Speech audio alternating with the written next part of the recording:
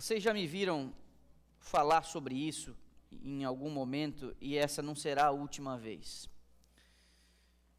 Todos nós temos uma forma, uma maneira de a gente enxergar a realidade e isso depende da nossa visão de mundo. Essa compreensão da realidade, ela é chamada tecnicamente de cosmovisão, é a visão do todo. Um autor muito famoso chamado Stephen Evans, ele diz que a cosmovisão é uma espécie de lente através da qual a gente lê a realidade. E alguns de nós, mesmo conscientes ou não, nós precisamos compreender que todos nós temos uma lente que nós usamos para interpretar a realidade, para interpretar as coisas à nossa volta. Todos nós temos uma cosmovisão, ainda que a gente não compreenda qual seja ela. Todos nós temos. É essa cosmovisão que influencia as tuas opiniões. É essa cosmovisão que faz você ir em determinadas direções. A cosmovisão que você tem determina quem você é e que rumo você vai ter. E a construção da cosmovisão, em grande parte, ela é construída dentro da responsabilidade dos pais. Os pais precisam, na formação do caráter dos seus filhos, ajudá-los a construir uma cosmovisão adequada. Tragicamente, muitos dos nossos filhos acabam adquirindo uma visão da vida, uma cosmovisão materialista. E muitas vezes isso é influenciado por alguns mantras que são repetidos dentro de casa. Você precisa batalhar para ter as coisas, como se o fim das coisas fosse a sua capacidade de compra e os bens que você consegue acumular. Isso é uma cosmovisão materialista. Eu preciso batalhar para ter as coisas. Outros pais, preocupados com o futuro dos seus filhos, quem sabe até para evitar alguns dos sofrimentos que eles tiveram no passado, algumas das suas dificuldades, eles passam uma visão ou alimentam uma visão humanista da realidade. Você precisa batalhar para ser alguém. E o foco está na profissão, o foco está no título, o foco está na universidade, o foco está no GPA, no tipo de aluno que você é. Você precisa ser alguém. Isso é uma visão muito centrada no eu. Próximo a isso, quem sabe não pelo incentivo dos pais, mas porque a vida prega isso, aos que adquirem uma certa visão hedonista da vida. Tudo gira em torno dos seus desejos e das suas vontades. Você tem e merece, você tem que ser feliz e merece ser feliz. Então, tudo que tem que ver com seus prazeres, com seus desejos, com a sua satisfação, é isso que você deve fazer. Isso é uma visão hedonista, muito focada no prazer. Pois bem, meus irmãos, na contramão de todas essas tendências materialistas, humanistas, hedonistas, e a lista aí é grande, na contramão de todas essas tendências, eu e você, se respondemos pelo nome de cristãos, nós precisamos transmitir e ajudar os nossos filhos a construir uma cosmovisão bíblica da realidade. A Bíblia deveria ser a lente pela qual nós lemos o mundo, as pessoas, nós mesmos, as circunstâncias. A Bíblia, ela não é interpretada a partir das nossas experiências, como se houvesse uma Bíblia para cada pessoa e a partir do que você é e do que você viveu, você vai interpretar a Bíblia. Não. As nossas experiências deveriam ser afetadas e construídas pela Bíblia. A Bíblia não é interpretada à luz da ciência ou do noticiário. Ela dá sentido às descobertas científicas e ela vai desvendar as injustiças do noticiário. O noticiário não vai explicar a Bíblia, o noticiário não vai comprovar a Bíblia. É a Bíblia que dá sentido aos absurdos que a gente presencia todos os dias. A Bíblia é a chave para as questões mais cruciais da existência humana. E eu pergunto para você nessa manhã, que papel as Escrituras ocupam no seu esquema de família? como a Bíblia é apresentada, como ela é tratada, como ela é transmitida, como ela é usada no seu cotidiano, no seu dia a dia, para você ajudar seus filhos a construírem uma cosmovisão bíblica da realidade. Pedi para você abrir no capítulo 22 do livro de Provérbios, num texto muito conhecido, verso 6, na minha versão nós lemos assim: ensina a criança no caminho que deve andar, e ainda quando for velho, não se desviará dele. A cosmovisão bíblica tem que ver com as palavras utilizadas pelo sábio. Ensinar o caminho que deve andar é você transmitir estes valores bíblicos aos seus filhos e aos membros da sua família. Eu disse isso em algum momento e repito aqui, quando Deus chamou Abraão para desenvolver o plano da salvação, isso passou pelo esquema de família, quando ele disse: você vai ordenar a sua casa após mim. Isso tem que ver com a transmissão de valores bíblicos, uma visão bíblica da realidade. Eu vou pedir para o meu filho descer aqui, o mais velho, o outro não está andando ainda. Eu tenho 2, sabia? É no plural agora. O Noah vai me ajudar, porque antes mesmo de eu tratar com vocês aqui algumas coisas, nós vamos hoje, isso é do gabinete pastoral, isso poderia vir do Lar e Famílias, poderia vir do departamento infantil, mas algumas coisas como família pastoral a gente encampa para ajudar. E o que o Noah está trazendo ali é um negócio que foi produzido pela igreja na América do Sul. Essa semana a gente encadernou. Giane teve o cuidado de colocar uma etiqueta na capa. Noah, pode tirar da sacola, coloca bem aqui.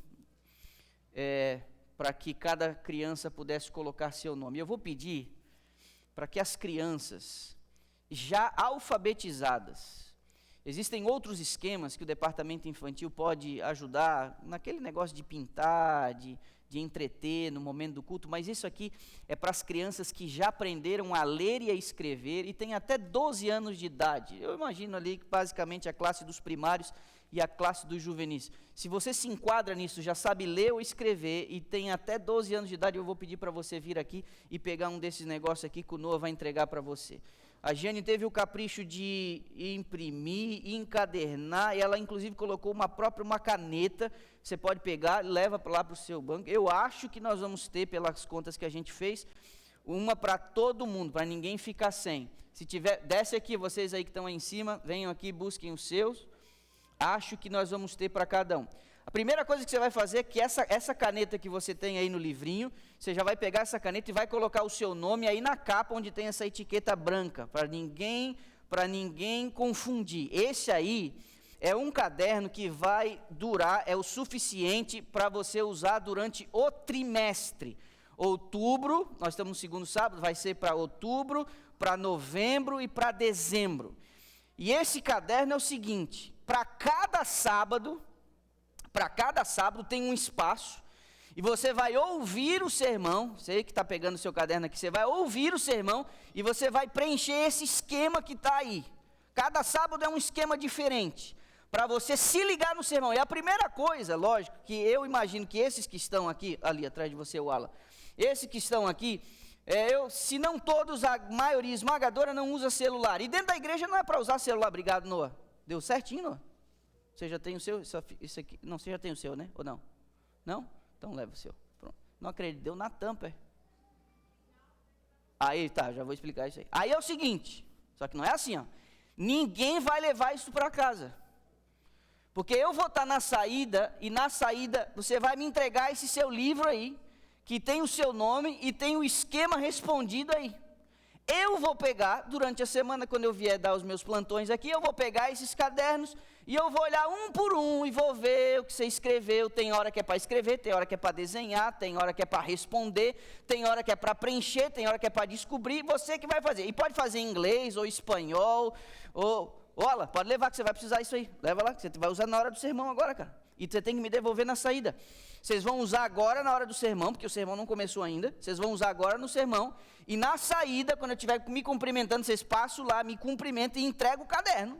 E eu vou pegar esse caderno aqui. No sábado que vem, no início do sermão, nós vamos distribuir de novo, você me entrega no final. No outro sábado, é eu que prego? Não me lembro. Aí o pregador distribui e você entrega para o pregador no final. E assim nós vamos todo sábado.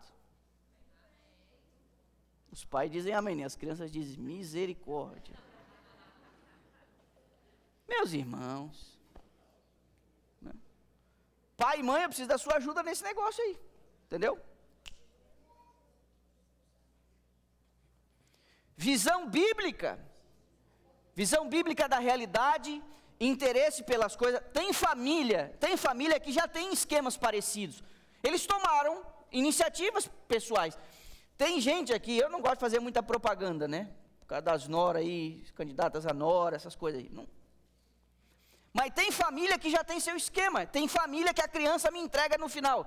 Pastor, você falou tantas vezes o nome Jesus, falou tantas vezes o nome Deus, você falou tantas vezes o nome Espírito Santo, porque a criança fica ali, ó, prestando atenção no sermão, faz um desenho e tal.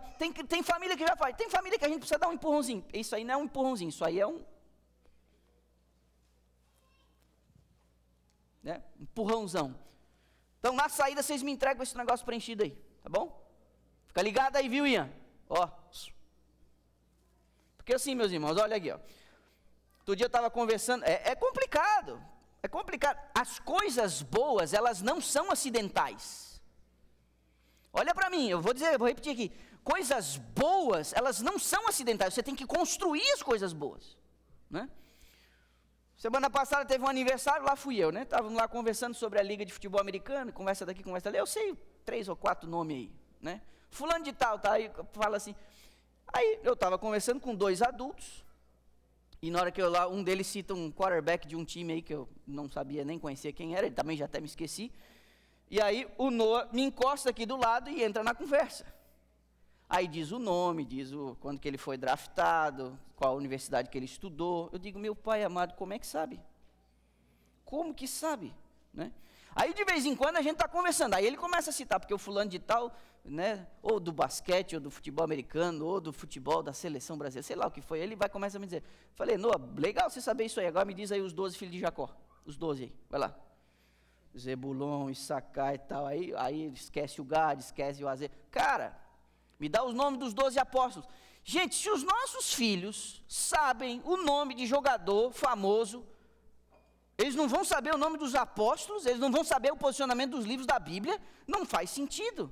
São alertas, mas pastor, não é do interesse. Meu irmão, tem coisa que você precisa dar um empurrão para a coisa funcionar. A coisa não vai funcionar automaticamente.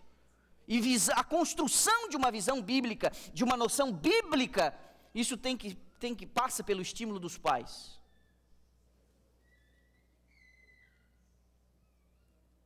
Aí às vezes, estou na cama, não estou conseguindo dormir, deita aí.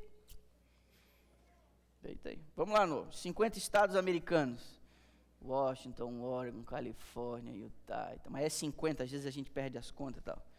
Então lá, nome de um personagem bíblico com a letra A, e a gente vai ao alfabeto inteiro, assim. Sempre a gente se complica no Z, tem umas letras aí meio complicadas, né? Meus irmãos, você tem que aproveitar as brechas para você fazer algumas coisas, para que a tua criança entenda que a Bíblia, ela rege o comportamento familiar. E o que eu estou descobrindo para mim, porque assim, eu estou trilhando um caminho novo, eu de alguma maneira preciso contribuir com a minha igreja. Eram fases que eu não vivi 10 anos atrás, e que não vou estar, quem sabe, daqui a 20 anos. Então, de alguma maneira, eu preciso contribuir com vocês. Observe, alguns desses textos aqui você conhece, eu separei 3 parágrafos. Esse aqui é um manuscrito, número 2, de 1903, isso foi publicado no livro também, Orientação da Criança. Ela diz assim, nunca será demais acentuar, em outras palavras, nunca será demais lembrar a importância da educação ministrada à criança em seus primeiros anos. As lições que a criança aprende durante os primeiros, que diz aí, que você está lendo? Os primeiros 7 anos de vida, tem mais que ver com a formação do seu caráter que tudo que ela aprenda em anos posteriores. Até os 7 anos de idade, forma-se o caráter, essa é uma instrução. Agora, meu irmão, isso aqui é uma senhorinha que tem a 4ª série primária, que escreveu há mais de 100 anos atrás, e esse negócio aqui. Vai dar uma olhada o que dizem os educadores, os especialistas, e você vai perceber que eles acabaram, depois de fazer no PhD um monte de coisa, descobriram algo semelhante. Ela diz assim também, no mesmo manuscrito: mães, estáis certas de que disciplinais devidamente vossos filhos durante os seus, que diz aí? 3 primeiros anos de vida. 3 primeiros anos de vida.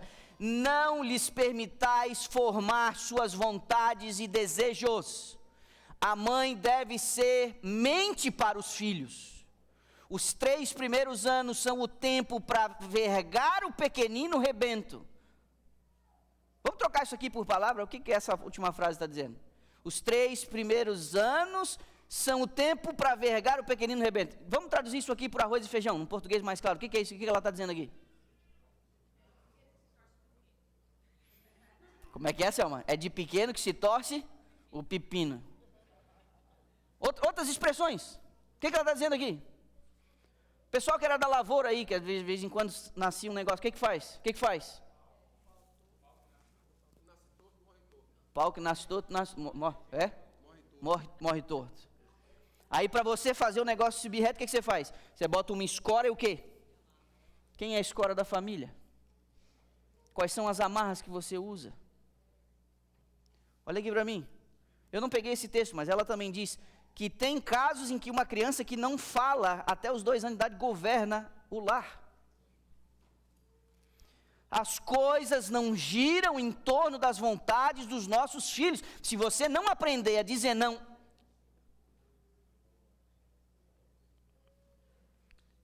você tem que ter um esquema de disciplina. Isso pode variar. Varia de pessoa para pessoa. Mas omitir-se de disciplinar os filhos é um pecado contra Deus, pai, mãe. Ela continua ali. A mãe deve ser a mente para os filhos. Os 3 primeiros anos são um tempo para vergar o pequenino rebento. As mães devem compreender a importância desse período. É aí que é posto o fundamento. Olha o último. Se essas primeiras lições, isso é um manuscrito que ela escreveu 3 anos antes dos anteriores, manuscrito 74 de 1899. Se essas primeiras lições tiverem sido defeituosas, como muito frequentemente são, por amor de Cristo, por amor ao bem futuro e eterno de vossos filhos, procurai reparar o erro que cometestes. Se esperastes até vossos filhos terem 3 anos de idade, para lhes começar a ensinar o domínio próprio e a obediência, procurai fazê-lo agora, embora seja muito mais difícil. É possível recuperar? Lógico que é. É possível reparar o dano? É, mas é muito mais difícil. Então, você que está aí com criança bem novinha, bem pequenininha, limites, não, disciplina. Você tem que estabelecer bem as regras. Não permitir de maneira nenhuma o desafio de autoridade ou a rebeldia. Espero que a manhã de hoje possa também servir de alerta para nós em relação a algumas coisas. Você sabe que tem gente que por conveniência ou ingenuidade acaba terceirizando a responsabilidade da educação dos seus filhos. Às vezes eu sou abordado por pais que desconhecem a origem de algumas das ideias dos seus filhos. Eles dizem, eu não sei de onde é que ele tirou isso. Já na juventude, adolescência, né? Chega em casa com ideias em relação ao mundo, à política, opiniões fortes mesmo. Eu não sei de onde tirou isso. Alguns desses pais estranham a visão que seus filhos têm em determinados assuntos. Meus irmãos, toda pessoa, como eu já mencionei, tem a sua própria forma de enxergar a realidade. Mas ninguém constrói isso originalmente. Olhe para mim. Ninguém tem uma visão de mundo original. Ninguém, nenhum de nós aqui tem uma visão de mundo original. Todos nós absorvemos coisas dos outros e formamos a nossa visão a partir das influências externas. Todos nós, a pergunta que fica é, que influência nós vamos permitir que molde a nossa visão da realidade? Eu tenho falado isso já há algum tempo, mas o sistema educacional, público ou privado, tem catequizado os nossos filhos. Olha o que eu estou lhe dizendo aqui. Não creia que o seu filho está indo para a escola apenas para aprender álgebra ou geografia, química ou gramática. Os teus filhos estão sendo doutrinados na escola. Doutrinados. Os teus filhos estão absorvendo visão política na escola.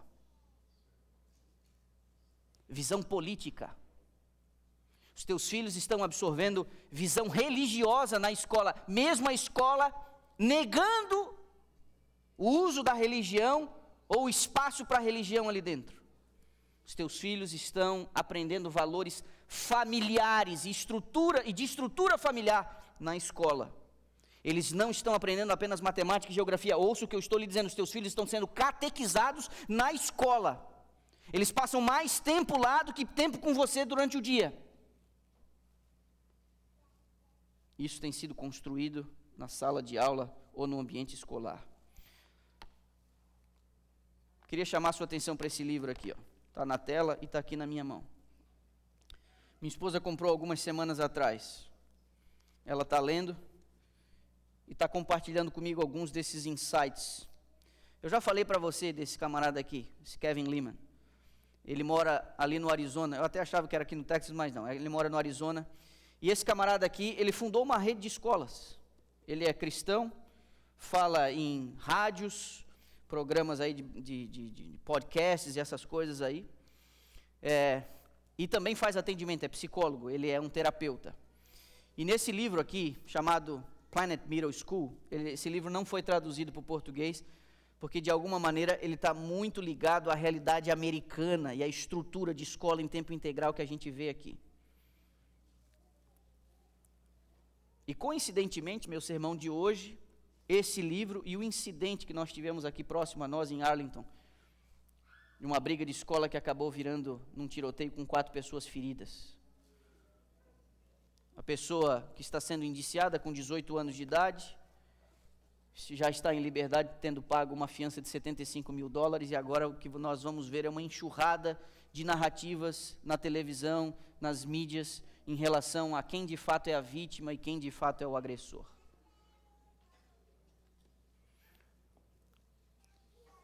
O que muitos de nós às vezes ignoramos é que a escola virou uma espécie de selva. A escola já era uma selva na sua época. Vários de vocês aqui passaram algumas poucas e boas na escola. Vários de vocês aqui sofreram alguns tipos de abusos e violências na escola. Bullying. Vários de vocês já receberam apelidos, já tiveram algumas das suas características físicas sendo debochadas por colegas e tal, mas você é um sobrevivente, você está aqui, ó. Você está aqui. As marcas estão aí, mas você está aqui, sobreviveu a isso, não é? O problema é que as gerações depois da sua, elas estão menos resilientes, elas estão menos resistentes a esse tipo de ataque e frustração. E o que nós vemos na estrutura educacional e na vida escolar é uma série de problemas decorrentes disso. Meus irmãos, eu vou pedir para você algumas coisas nessa manhã, e uma delas é você estar um pouco atento ao comportamento do seu filho. Eles dão alguns sinais, você precisa estar atento. Eles podem estar vivendo alguns dramas na escola e você não percebeu. E apenas você perguntar, está tudo bem, não é suficiente, porque tem vezes que eles não querem falar. Você precisa reparar alguns comportamentos. Tristeza, perda de vontade, aborrecimento, às vezes irritabilidade, são sinais de que as coisas não estão bem. Estes sinais são dados na escola e refletem problemas familiares. Esses sinais são dados na família e revelam também problemas escolares. E você precisa estar atento à mudança de comportamento de sua criança. E vou te dar uma dica bem simples aqui. É atribuída a Michael Bull a frase: conversas piedosas com seus filhos ao redor da mesa de jantar derrubam impérios da impiedade. Vamos trocar por arroz e feijão o que Michael Bull disse aqui. Você tem que usar os horários da refeição que você tem com seu filho para você conseguir perceber algumas coisas e estabelecer conexões. Para isso acontecer, deveria ser proibido na sua casa o uso de celular à mesa. Para isso acontecer, deveria ser proibido ir com o prato para frente da televisão e comer na frente da televisão, assistindo seja lá o que for. A hora da refeição deveria ser uma hora sagrada. Ninguém distraído com celular e nem mesmo televisão ligada. Porque há uma química no partilhar da refeição que pais e mães não estão aproveitando atualmente. Eles não estão se conectando com seus filhos. Esses jantares são cada vez mais frios e distantes. Porque no esquema de vida que a gente tem aqui, diferente do que os seus pais tiveram com você, quando dava meio-dia, todo mundo sentava para almoçar, ninguém comia sem o pai comer. Em algumas famílias eram assim, né, quando a profissão do pai permitia, final de semana e coisas do tipo. Mas aqui não. Uma boa parte de vocês não almoça. Uma boa parte de vocês toma um café da manhã um pouco mais reforçado e 3 horas da tarde, quem sabe, a caminho de casa pega alguma coisa, ou quem sabe leva um lanche ou alguma coisa desse tipo. Não é cultural a gente sentar para almoçar aqui nesse país dando meio-dia. Não é, isso não acontece. Mas a última refeição, quando você tem todos dentro de casa, essa refeição deveria ser priorizada como uma espécie de sacramento, como uma espécie de ritual. Essa refeição deveria ser especial. Eu vou até um pouco mais além. Em cada refeição, o pão da vida deveria ser partilhado. De alguma forma, Cristo é representado em cada refeição que a gente toma. A Sra. White sugere isso no livro Desejado de Todas as Nações, no capítulo que ela fala da Santa Ceia. Em cada refeição, de alguma forma, Cristo é partilhado. E a minha pergunta, como a gente pode respeitar isso? Com o celular ligado, escrevendo, assistindo, TV ligada, todo mundo distraído. Vou ler para você de novo a frase de Michael Bull. Conversas piedosas com seus filhos ao redor da mesa de jantar derrubam impérios de impiedade. Restabeleça a ordem, pelo menos dessa refeição, quando você tem todo mundo junto ao redor da mesa. Sem celular, sem TV, sem distrações. Se até aqui você fez por ignorância ou conveniência, tudo bem, mas o pastor está aqui, é para tirar você da sua zona de conforto mesmo. Não que eu também não tenha que melhorar nesse quesito. Outro elemento que influencia demais na construção dessa visão de mundo é o entretenimento. É onde a gente vai, de fato, entrar naquilo que deu origem ao título da mensagem nessa manhã. Filme, música, esporte, jogos, isso não apenas diverte, mas isso também educa. Em junho de 1997, uma escritora inglesa lançou o primeiro livro de uma série de sucesso sob o título Harry Potter e a Pedra Filosofal. Toda a saga é protagonizada por esse rapazinho aí que está em destaque no meio da figura. No primeiro livro, ele surge como um menino de 11 anos de idade que descobriu que era um bruxo. Por descobrir esse talento e habilidade, ele é convidado para estudar numa escola de magia e bruxaria, e toda a estrutura da série, da saga, se dá em torno disso. De 1997 a 2007, esses livros foram lançados, 8 volumes. Até fevereiro de 2018, 3 anos atrás, havia se contabilizado 500 milhões de cópias destes livros em todo o mundo, traduzido para 73 idiomas. O último livro, pasme você, vendeu 20 milhões de cópias apenas nas primeiras 24 horas, só nos Estados Unidos e no Reino Unido, fora nos outros países. 20 milhões de cópias em 24 horas, ao abrirem as livrarias, foi um corre-corre. Estes livros alcançaram e despertaram o desejo de muita gente pela leitura, mas não contentes apenas com os livros, esta série de livros também virou filme, 8 filmes. Estes 8 filmes chegaram a custar, seu orçamento, o custo para produzir estas obras, atingiu a marca de $1,155 bilhões. Mas eles arrecadaram $7,725 bilhões. Sem contar o valor da marca, que a empresa empresta a imagem de vários produtos, e parece agora que inclusive vai virar videogame. A série, protagonizada por esse rapaz, esse menino que virou rapaz, abrange vários tipos de gêneros: fantasia, vida escolar, passagem da infância para a juventude, mistério, suspense, aventura, romance. De acordo com a autora J.K. Rowling, o tema principal dos seus livros nesta saga é a morte. Eu já tenho dito há bastante tempo que os Estados Unidos da América, a maior democracia do planeta, o país com maior representatividade dentro do cristianismo do planeta, esse país já apostatou. Eu estou dizendo isso para vocês há bastante tempo. Isso que se vive nos Estados Unidos da América não é mais o cristianismo bíblico. Isso é um pseudo-cristianismo. As pessoas se identificam como cristãs, mas isso não é cristianismo. Este país, representado na Associação Nacional de Educação, coloca esta série entre os 100 melhores livros para crianças. Um estudo em 2004 descobriu que estes livros da série Harry Potter eram lidos numa escola em San Diego, lidos no cotidiano da escola, no dia a dia da escola, eram lidos em voz alta no seu ensino fundamental. Em lugares onde ler a Bíblia e orar publicamente é proibido, porque isso está associado à imposição religiosa. Lugares onde Bíblia e oração não pode, esse tipo de material era consumido abertamente.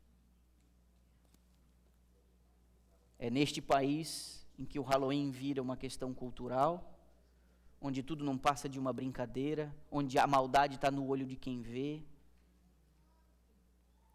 E esse mês, outubro, de novo, né? Todo ano a gente fala disso, Só lembrando para você que no livro de Deuteronômio, a palavra de Deus diz expressamente que Deus abomina a feitiçaria, Deus abomina a adivinhação, Deus abomina a magia. E ele disse: isso não pode ter no meio do meu povo.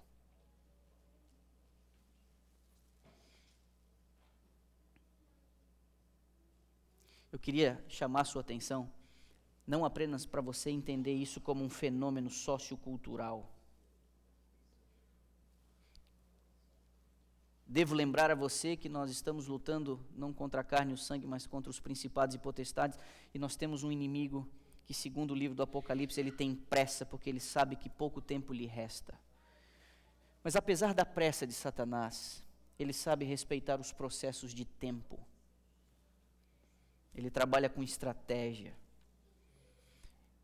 E ele já entendeu que ele precisava mudar a mentalidade das pessoas respeitando o curso das gerações. E as gerações têm sido afetadas e moldadas por valores satânicos, de um jeito que as pessoas parecem embarcar nisso como sendo algo apenas sociocultural. Queridos pais, eu os apelo nessa manhã, não sejam ignorantes em relação às fases que seus filhos estão vivendo. As crianças que leram ou assistiram Harry Potter,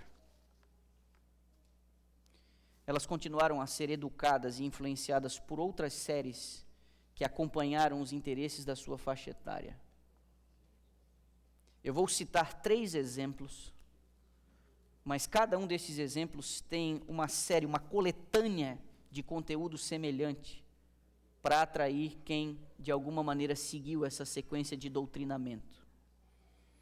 As crianças que leram ou assistiram os filmes de Harry Potter, entre os anos de 1997 e 2007, essas crianças cresceram junto com o protagonista da série, que de criança virou um juvenil e virou um adolescente. E quando estes livros foram todos publicados e a série se encerrou e os filmes foram assistidos, As crianças já não eram mais crianças, elas já eram adolescentes. E para estes adolescentes já foi criado uma outra série. As crianças que leram Harry Potter foram os adolescentes que depois leram os livros desta outra saga, traduzida para o português como Crepúsculo, protagonizada por esses dois que estão no centro. Ele, um vampiro, ela, uma mortal. Eles se apaixonaram e ele transformou ela numa vampira e os dois alcançaram a sua imortalidade. E tudo isso com lobisomens e o escambau A4. É tudo isso que você tinha. E as crianças que leram Harry Potter viraram os adolescentes que assistiram à saga Crepúsculo. E estes adolescentes que viram a saga Crepúsculo se tornaram jovens adultos que depois consumiram esse outro tipo de trilogia, os 50 tons de cinza. Eu trouxe a capa dos livros, porque a capa dos filmes era até inapropriada mostrar na igreja. E esta trilogia ensinava os jovens adultos a um outro tipo de comportamento sexual, que não poderia ficar preso ao convencional, não é? Que você pode explorar alguns dos seus limites, de suas vontades. A geração Harry Potter, ela tem sido educada e doutrinada e catequizada na medida em que ela vai crescendo, e para cada fase materiais próprios a essa faixa etária. E esse é o tipo de, às vezes, adulto ou cristão que a gente tem no sábado pela manhã, ouvindo os nossos sermões. Mas nós, como pais, às vezes, por ignorância ou ingenuidade, somos lenientes, somos flexíveis, somos mente aberta e, de alguma maneira, a gente acha que, com uma explicaçãozinha depois de ver o filme, dizendo isso aí é apenas ficção, você acha que consegue neutralizar o tipo de influência que, por exemplo, centenas de páginas ou horas e horas de um filme são capazes de produzir na memória e o impacto que isso causa na mente, numa mente em formação. Como que a gente vai conseguir resistir a esse tipo de influência, a esse tipo de material, a esse tipo de produto? Como? Eu ainda vou me preparar para falar um pouquinho sobre outras séries que envolvem super-heróis. Não vai ser hoje. Isso vai merecer, quem sabe, 1 ou 2 sermões. Não é? E a minha motivação é simples. É perceber os sintomas.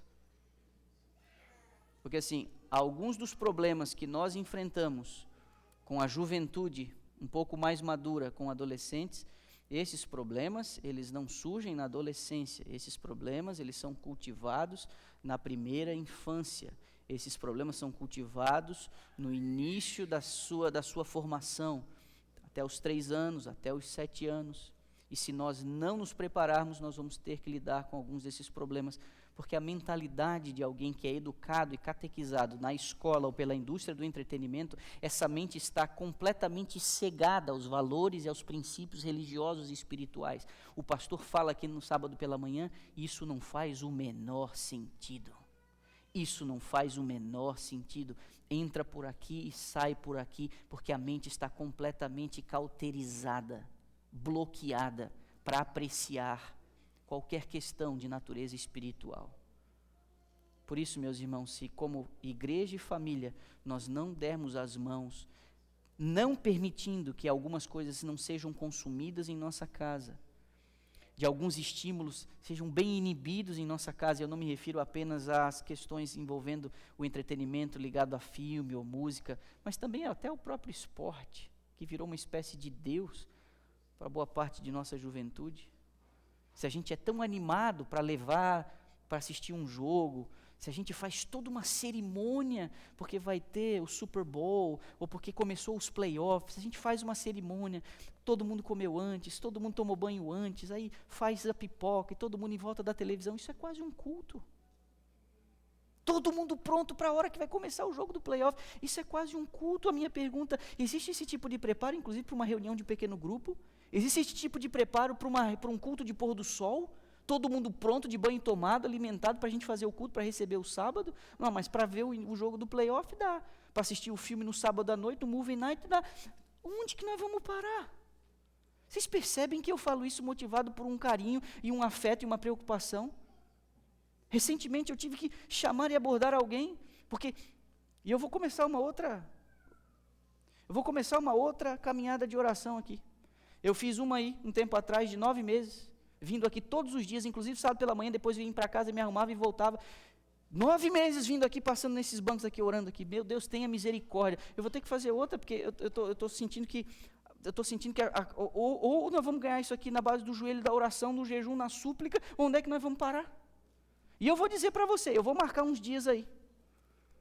Ainda vou sentar aqui, vou até conversar com a tia Bia, com o Haroldo, que é o ancião aí da oração. Mas eu estou com uma ideia aqui na minha cabeça, ela me veio essa semana, tem que ter, esse negócio da oração tem que ser com um pouquinho mais de força aqui. Tem que ser com um pouquinho mais de força aqui. E eu vou dizer para você, eu vou marcar uns dias aqui, de vigília. Vou estar aqui na igreja, e quem quiser vem. E é um negócio meio doido, tá? Eu vou marcar um dia aí qualquer, vou pegar meu calendário, vou marcar uns dias aí, e vou dizer, estou aqui da meia-noite às 2, quem quiser vem aqui. O que vai ter aqui o programa? Não, eu vou estar aqui orando, se alguém quiser me acompanhar, vem aqui e ora comigo aqui. E eu vou sentar aqui, igreja, meia fase, meia luz, eu vou estar aqui orando, se você quiser, você vem da sua casa e faz uma vigília aqui de 2 horas de oração comigo. Eu vou marcar uns dias, e se você quiser, você vem. Porque não é possível. Nós estamos vivendo esse momento que a gente está vivendo, e tem gente que está sonolenta. Completamente ignorante, cegada pelas circunstâncias, achando que a vida é apenas a sucessão de dias, e você trabalha, paga as contas, e leva o seu filho para a escola, e volta, e como se nada fosse acontecer.